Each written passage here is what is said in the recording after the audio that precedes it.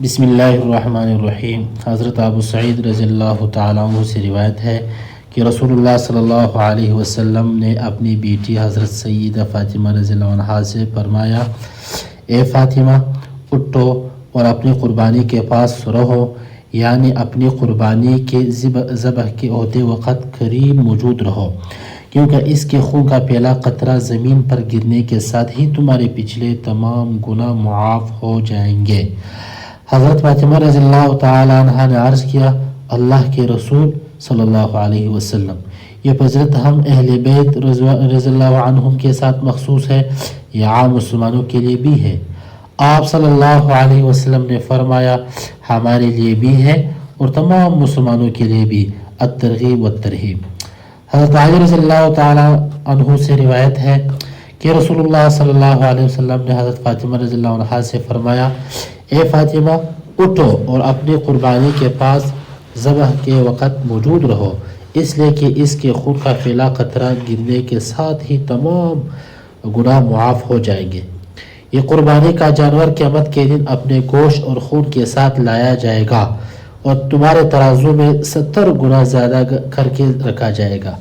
حضرت ابو سعید خدری رضی اللہ تعالیٰ عنہ نے عرض کیا، اللہ کے رسول صلی اللہ علیہ وسلم، یہ فضیلت خاندان نبوت کے ساتھ خاص ہے، جو کسی بھی خیر کے ساتھ مخصوص ہونے کے حقدار ہے، یہ تمام مسلمانوں کے لیے ہے۔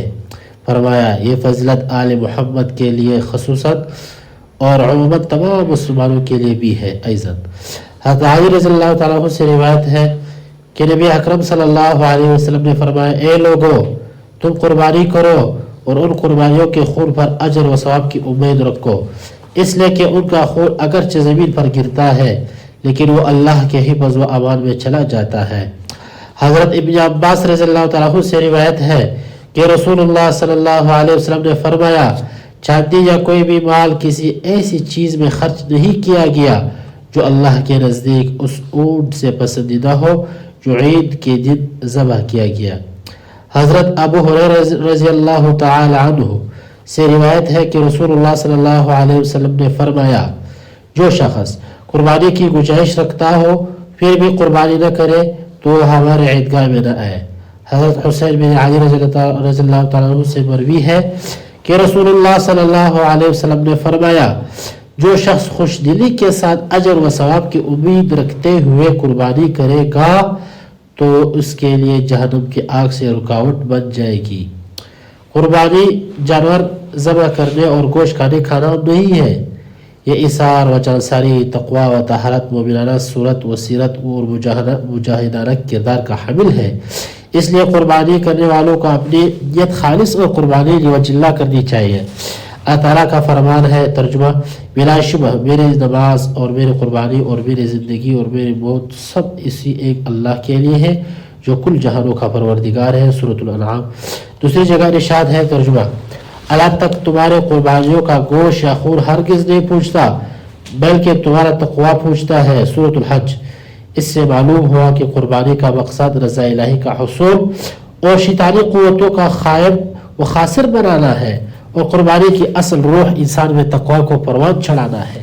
نبی اکرم صلی اللہ علیہ وسلم کا فرمان ہے، ترجمہ، بے شک اللہ تمہارے جسموں اور تمہارے صورتوں کو نہیں دیکھتا بلکہ تمہارے دلوں کو دیکھتا ہے۔ صحیح مسلم۔ لہذا قربانی کا مقصد جذبہ ایثار کو بیدار کرنا اور اپنے عزیز سے عزیز تر چیز کو حکم ربانی کے مطابق رضا الہی کے حصول میں قربان کرنے کا حوصلہ پیدا کرنا ہی قربانی کا مقصد ہے۔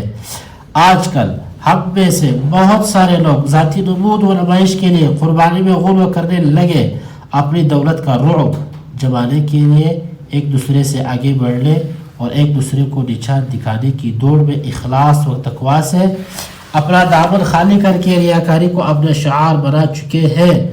بہت فخریہ انداز میں جانوروں کی قیمتیں بتا کر لطف لیتے ہوئے کہتے دکھائی دیتے ہیں کہ ہم نے اعلیٰ سے اعلیٰ نسل کے اتنے جانور ذبح کیے۔ وہ یہ بھول چکے ہیں کہ قربانی کی قبولیت کا انحصار ریاکاری پر نہیں بلکہ خلوص نیت پر ہوتا ہے، اور جہاں اخلاص نہ ہو وہاں قبولیت بھی نہیں ہوتی۔